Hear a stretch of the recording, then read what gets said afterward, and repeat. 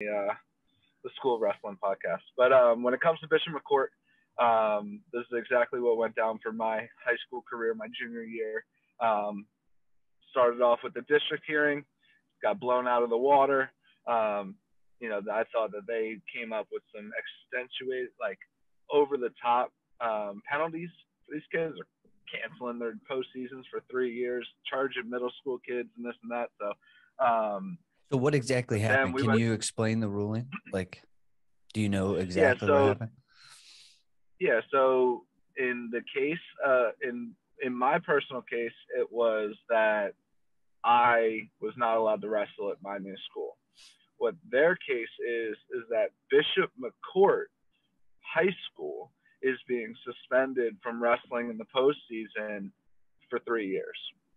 So it's essentially like in college, like the death penalty. If there's recruiting violations, like heavy recruiting violations, then they'll like take their scholarships for years and won't let them play in bowl games and this and that.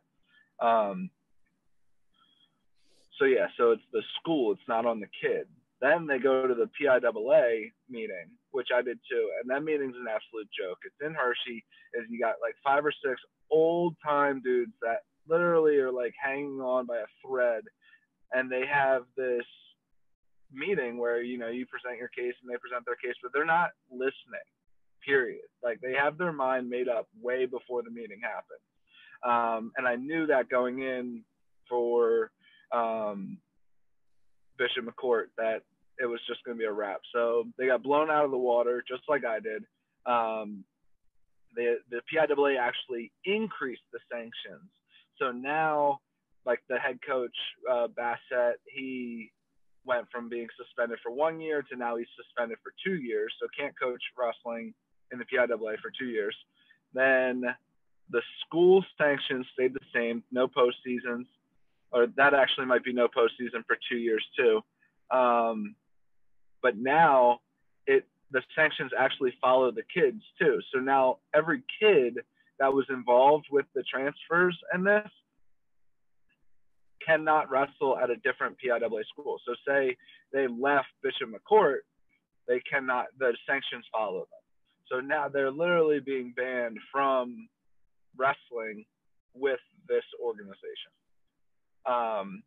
So similar thing happened to me. I went in there. Yeah, go ahead. What I was going to say is how old are these kids? So which one is like a lot of them are in middle school. So it's going to go until there's a couple that are sophomores. Yeah, there's a couple that are sophomores that are never going to get to wrestle in the PIAA again. And then there are a couple of middle school kids who the sanctions just carry through into their high school careers. Okay, so half at least. I want to say there's like 5 or 6 total. Gotcha. Yeah, interesting. Yeah, so then at the conclusion of the PIAA hearing, what you can do is you can go in front of a federal judge. You pretty much sue the PIAA for wrongful doing. And so we took it all the way there. We had 3 days of court cases, like 8-hour court days. We were sending up, different people, with proof of evidence. My argument was, so my parents filed a legal,